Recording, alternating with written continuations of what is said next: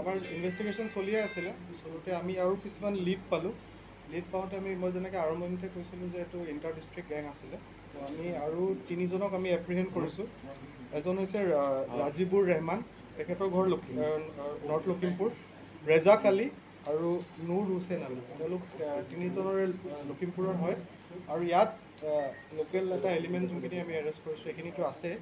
তো যোনটো আমি ফাৰ্ডাৰ গম পাইছোঁ তদন্ত কৰি, তেওঁলোকে ডকাইতি কৰি পেলাই মৌৰী কলঙৰ যোনটো ডাম্প এৰিয়া আছে তাতে দুখন দা থ্ৰ' কৰিছিলে আৰু বেগ এটা আছিলে তেওঁৰ ঘৰৰ পৰা আনি থ্ৰ' কৰি তেওঁলোকে গুৱাহাটী পিনে গৈছিলে, য'ত আমি পিছত টোল গেটৰ পৰা আমি গাড়ীখনৰ যোনটো ক্ৰাইমত ইউজ কৰিছিলে আমি গাড়ীখনো আমি চিজ কৰিছোঁ। গাড়ীখনৰ নাম্বাৰ হ'ল AR01M4013।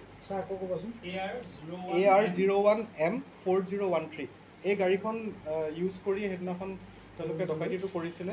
আৰু আমি যোনখিনি গম পাইছোঁ, যোনটো সোণ আমাৰ ডক্টৰ চাহাবে পিন্ধিছিলে সেই সোণটো একচুৱেলি ৰিয়েল গ'ল্ড নাছিলে। তেওঁলোকে সেইটো ৰাস্তাত থ্ৰ' কৰি পেলাই গৈছে আৰু আমি সেইটোতো আমি চাৰ্চ কৰি আছোঁ। আৰু তাৰ বাহিৰে তেওঁলোকে এৰাউণ্ড 1.5 লাখ টকা তেওঁলোকে ঘৰৰ পৰা নিয়া বুলি আমাৰ জনাইছে। আৰু তাৰ বাহিৰেও আমি তেওঁলোকৰ যোনখিনি মোবাইল চিজ কৰিছোঁ তাতো আমি বহুত এভিডেঞ্চেছ পাইছোঁ। যোনটো তেওঁ পিন্ধি আছিলে ডিঙিত গ'ল্ড, সেইটোৰ এৰাউণ্ড সেই ডকাইতি হোৱা 4 ঘণ্টাৰ পিছত তেওঁৰ মোবাইলত আমি ফটো পাইছোঁ। এইটো যোনটো আমি অ'নাৰৰ লগত এতিয়া ভেৰিফাই কৰিম আৰু সেইটোৱে হয়, আমি বেলেগ ফটোটো আমি দেখিছোঁ। আৰু তাৰ বাহিৰে আমি কালি 2খন দা চিজ কৰিছোঁ। আপোনাৰ যোনটো মৰিকলং ডাম্প এৰিয়া আছে, জাবৰ য'ত আমি পেলাওঁ, তাতে তেওঁলোকে লিডিংটো ৰিকভাৰী কৰাইছে 2খন দা। আৰু তাৰ বাহিৰে যোনটো দিনাৰাম ৰোড আছে য'ত ডকাইতি কাণ্ডটো ঘটনা হৈছিলে তাৰ অলপ আগত এটা গলি আছিলে। তো তেওঁলোকে 10:30 বজাৰ পৰা তাতে চুকত এটা জেগাত লুকাই আছিলে। আৰু আমি যোনজন এতিয়া এৰেষ্ট কৰিছোঁ নুৰ হুছেইন আলী, তেখেতৰ চেণ্ডেলযোৰ তাতে আমি পাইছোঁ। তো আমি গোটেইখিনি বস্তু আমি ফৰেঞ্চিকত পঠাম। আৰু দা যোনখন চিজ হৈছে তাতো আমি কিবা ব্লাড ষ্ট্ৰেইন পাইছোঁ।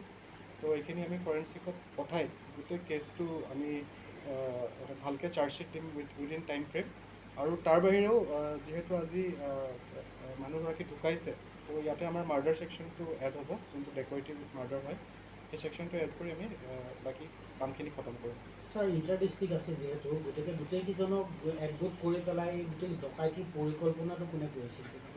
ডকাইতিৰ পৰিকল্পনা মানে তেখেতে যেতিয়া মানে ইলেকশ্যনৰ টাইমত যেতিয়া কেম্পেইনিং কৰি আছিলে, তেখেতৰ এই গ'ল্ড চেইনটো যিটো তেওঁ ডাঙৰকৈ পিন্ধিছিলে, যোনটো পিছত যে অৰিজিনেল নহয় বুলি ওলালে, সেইটো দেখি তেওঁলোকে এনেকুৱা এটা আশা কৰিছিলে যে তেখেতৰ মানে ঘৰত বহুত পইচা পাতি পাব, এনেকুৱা এটা মানে আশা কৰি আহিছিলে। যোনজন আমাৰ ৰাজিবুৰ ৰেহমান, তেখেতক ইয়াৰ পৰা যোনে মাতিছিলে, আমাৰ যোনখিনি ইয়াৰ লোকেল আছিলে, তেওঁলোকে এই বস্তুটো কৈছিলে যে ইয়াত আহিলে তেওঁলোকৰ লাইফ বনি যাব, বহুত টকা পাব। কিন্তু ফাইনেলি যেতিয়া তেওঁলোকে মানে গোটেই ঘটনাটো কৰিলে, তেতিয়া দেখিছে যে অনলি 1.5 লাখ টকাই পালে, আৰু যোনটো সোণ আছিলে সেইটোও মানে অৰিজিনেল নাছিল।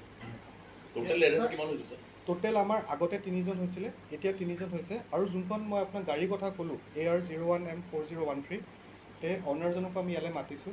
তো তেওঁৰ পৰা যোনে গাড়ীখন লৈছিলে সেই তথ্যখিনি আমি ওলাই পেলাই আৰু ফাৰ্ডাৰ 1 বা 2জন আৰু এৰেষ্ট হ'বলৈ আমাৰ থাকিব। ছাৰ, কেনেদৰে সোমাইছিল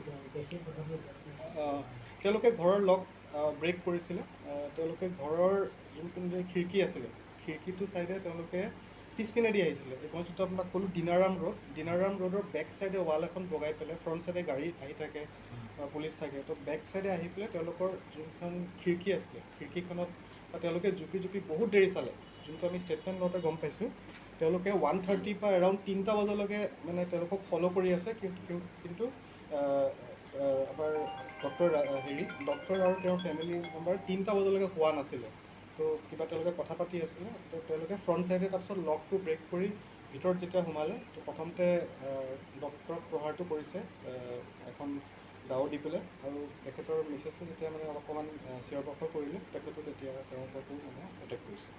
ৰঞ্জিত শইকীয়াই কৈছিল যে প্ৰথম অৱস্থাত কংগ্ৰেছৰে কিবা এটা পলিটিকেল হেৰি বুলি কৈছিলে। নাই, এই কেছটোত আমি তদন্তত একো পলিটিকেল এংগল পোৱা নাই। এইটো টোটেলি তেওঁলোকে মানে এটা ফাইনেন্সিয়েল যোনটো তেওঁৰ এনেকুৱা ধাৰণা এটা আছিলে যে বহুত কিবা কিবি পাব, সেইটো ভাবিয়ে তেওঁলোকে ডকাইতিটো কৰিছে। ইয়াতে পলিটিকেল এংগল একেবাৰে নাই। ছাৰ, মিণ্টু মল্লিক হুছেইন যিটো চীনাপতিৰ ল'ৰা, সিয়ে গোটেই হেৰিটো কৰিছিল?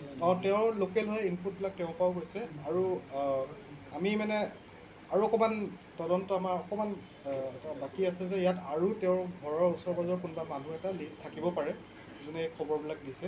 তো এইখিনি আমাৰ within a very short time এইখিনি হৈ যাব। ছাৰ সৰ্বমুঠ 6জনে আছিল নেকি এইটোত বেছি থাকিব, বিকজ 5জনটো বাৰু ডকাইত ঘৰত সোমাইছিলে, কিন্তু ইয়াৰ পিছতো যোনখিনি তেওঁলোকক এক্সিট কৰিবৰ কাৰণে যোনখিনি বস্তু আছিলে আৰু আগতে খবৰ দিয়া বা বাহিৰত অলপ চাই থকা কোনোবা আহিছে নেকি, তো আমি ভাবোঁ যে ইয়াত 6জনতকৈ বেছি আছে।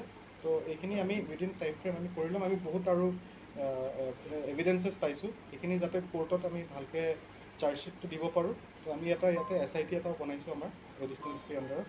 তো এই কেছটো আমি উইদিন টাইম ফ্ৰেম আমি চাৰ্জশ্বিট কৰিম। ছাৰ তেওঁলোকক জিম্মান লৈছে নেকি আমাৰ এতিয়া অলৰেডি 7 ডেজ জিম্মাত আমাৰ আছে তেওঁলোক, আৰু এজন কালি ৰাতি গধূলি আহি পাইছে, যোনজন নুৰ হুছেইন আলি।